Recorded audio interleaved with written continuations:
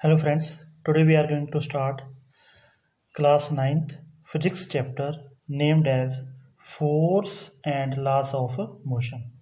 First topic we have force, an external effort in the form of pulling or pushing, or simply we can say force is a kind of pull or push.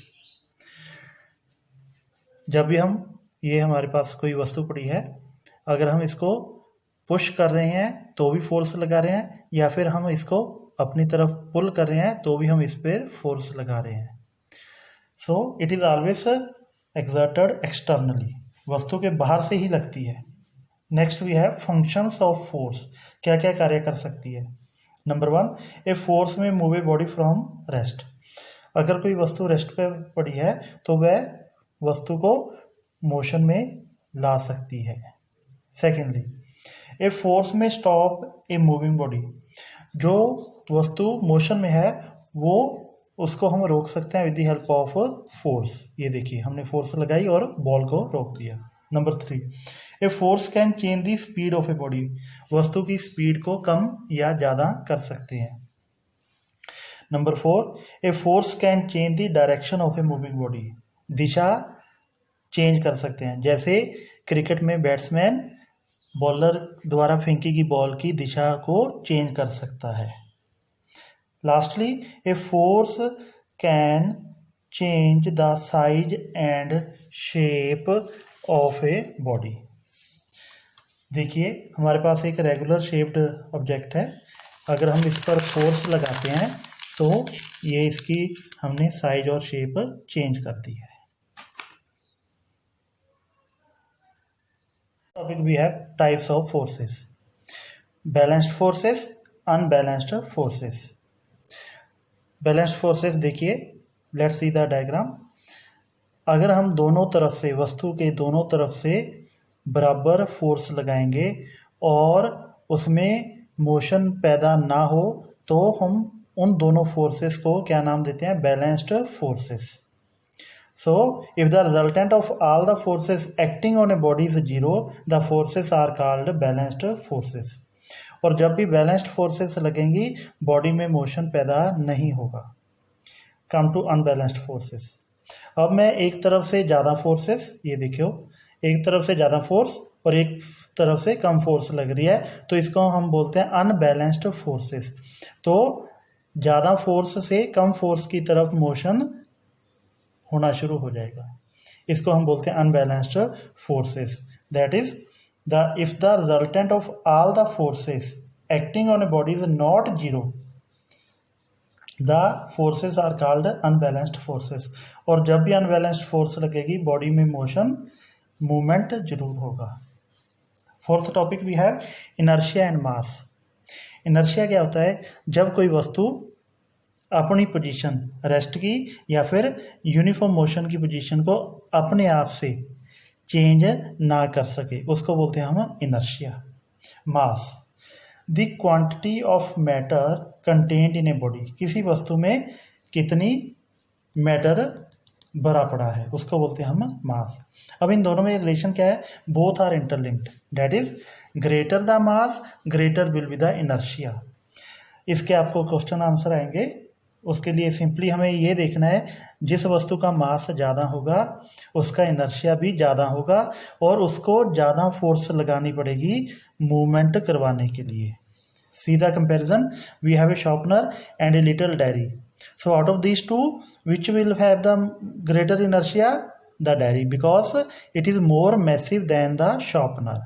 इसका mass ज़्यादा है इसलिए इसका inertia भी ज़्यादा होगा और इसको मूव करवाने के लिए ज़्यादा फोर्स लगेगी in comparison to smaller mass object. Next topic we have types of inertia. Inertia is of 3 types. That is inertia of rest, inertia of motion, inertia of direction. Important. So we will take the questions at the back of the chapter. Sixth topic we have in Newton's first law of motion. It states that a body continues to be in a state of rest or in a state of uniform motion along a straight line unless, कब तक rest या uniform motion में रहेगी, some external unbalanced force is applied on the body to change that state. कौन सी, rest और uniform motion की state. 7th topic we have linear momentum, इसको हम डिनोट करते हैं P से। It is the product of mass of the body and velocity of the body denoted by vector P, क्योंकि ये वेक्टर क्वांटिटी है which is equal to product of mass into velocity. इसका formula बन जाएगा P linear momentum is equal to m mass into v velocity. And इसका unit है, मास को हम मेज़र करते हैं किलोग्राम में, वेलोसिटी को हम मेज़र करते हैं मीटर पर सेकंड। फॉर एग्जांपल, अगर हमारे पास कार है and it is at rest, तो केवल उसके पास क्या होगा, ओनली मास, और उसका लीनियर मोमेंटम क्या होगा, 0।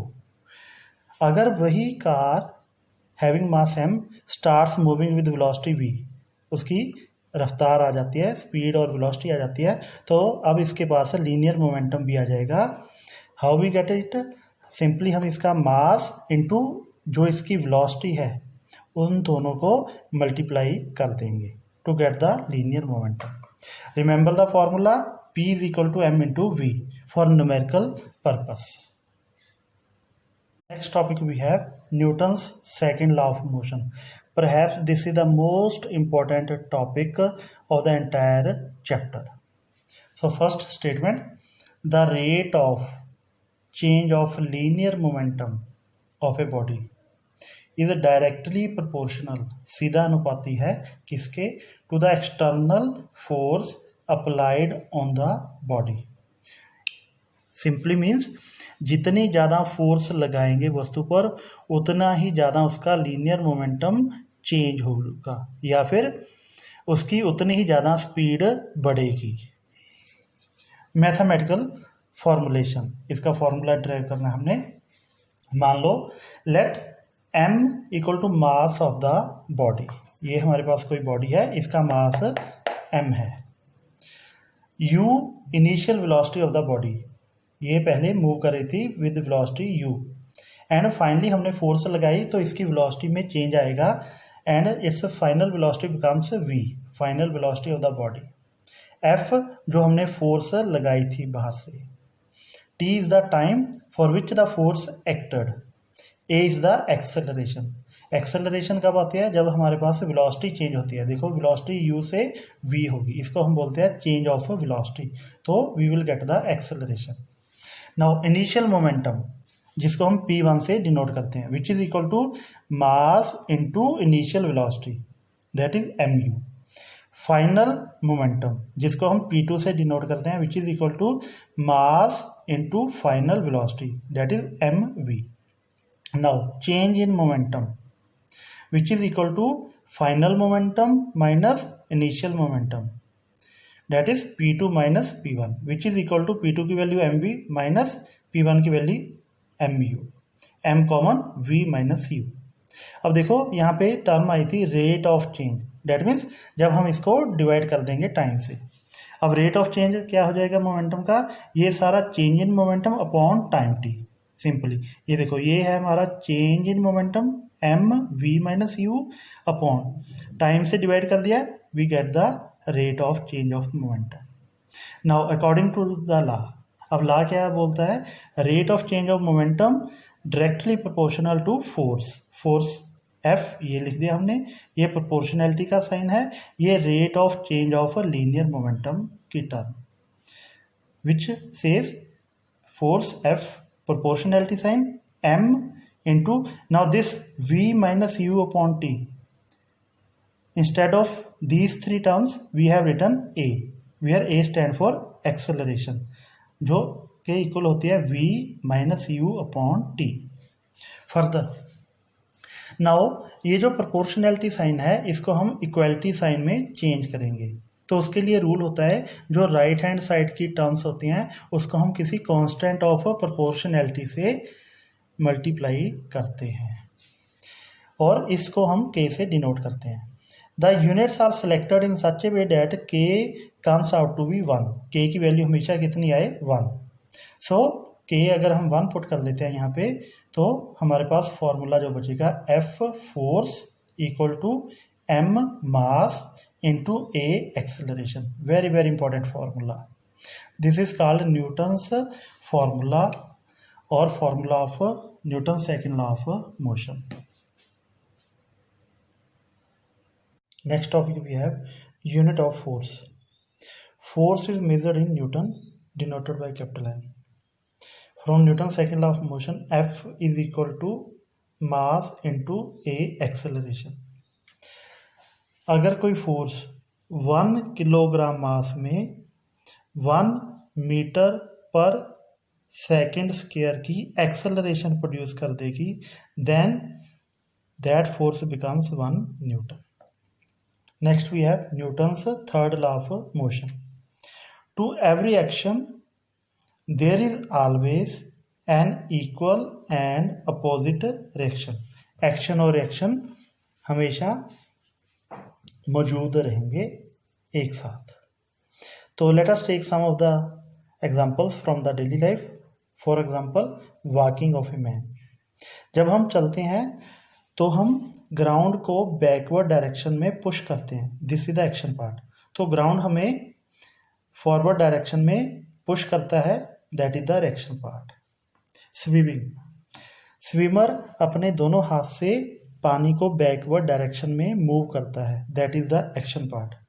पानी रिएक्ट करता है, रिएक्शन देता है, and swimmer moves in the forward direction. Flying of rockets. Rocket में जो फ्यूल होता है, जब उसकी बर्निंग होती है तो बहुत ही ज़्यादा मात्रा में hot and highly compressed gases produce होती हैं, जो कि डाउनवर्ड डायरेक्शन में मूव करती हैं. गैसेस का डाउनवर्ड डायरेक्शन में आना, ये एक्शन पार्ट हो गया. तो रिएक्शन क्या होगी? गैसेस रिएक्शन देती हैं, डेट इज जो रॉकेट है वो अपवर्ड डायरेक्शन में मूव करता है. Lastly, we have the recoil of the gun. Recoil means वापिस आना.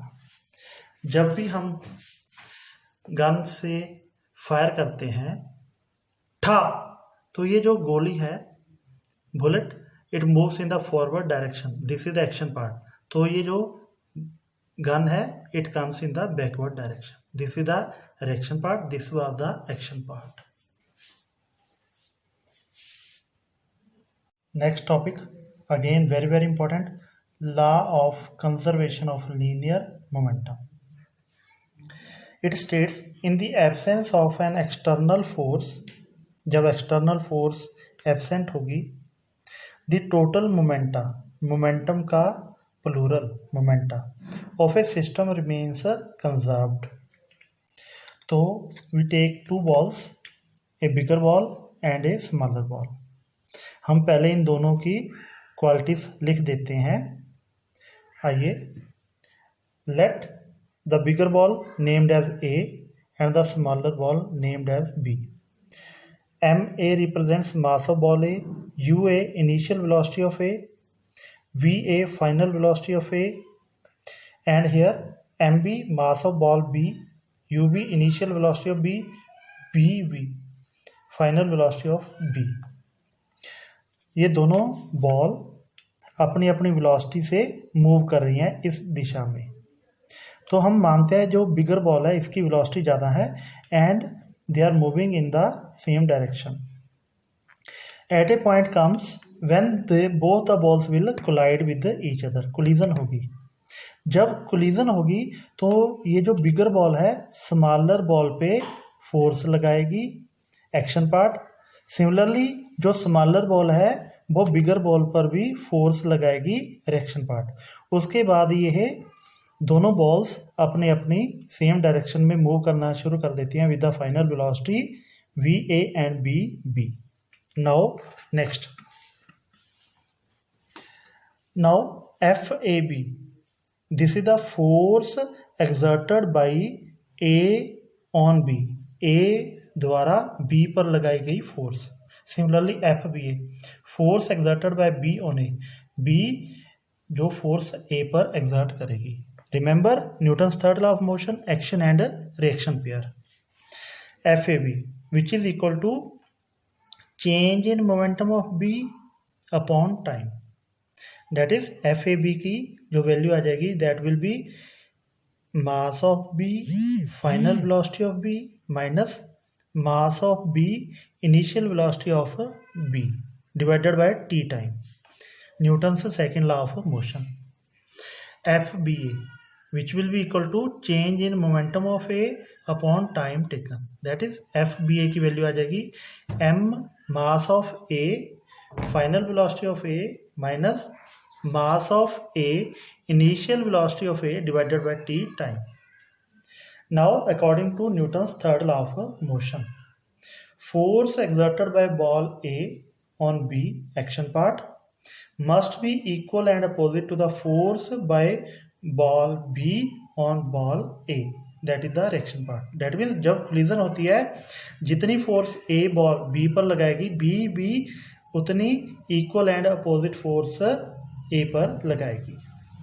That means f of a b must be equal and opposite, opposite represents with negative sign, f of b a. अब यहाँ पर हम f of a B की value substitute कर देंगे equal to minus f B a की value substitute कर देंगे, टी से टी कैंसिल आउट हो जाएगा, then we will open the bracket, minus m a b a हो जाएगा, minus minus plus m a you a हो जाएगा। Next this is the bracket we have open, ये माइनस की term हो जाएगी, ये माइनस माइनस प्लस हो जाएगी।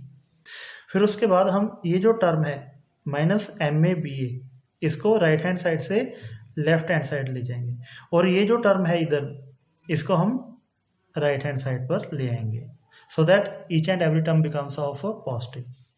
सो we get m b b b plus m a b a जो इधर जाकर प्लस की हो जाएगी इक्वल टू ये माइनस से इधर जाकर प्लस की हो गई m b you b plus m a you a. अब ये जो सारा सम है इसको हम बोलते हैं फाइनल मोमेंटा, मोमेंटम का प्लूरल इक्वल टू, अब ये जो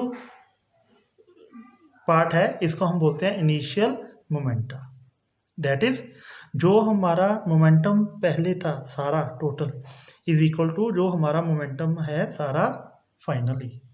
this is called conservation of linear momentum. Very very important topic, remember its formulas.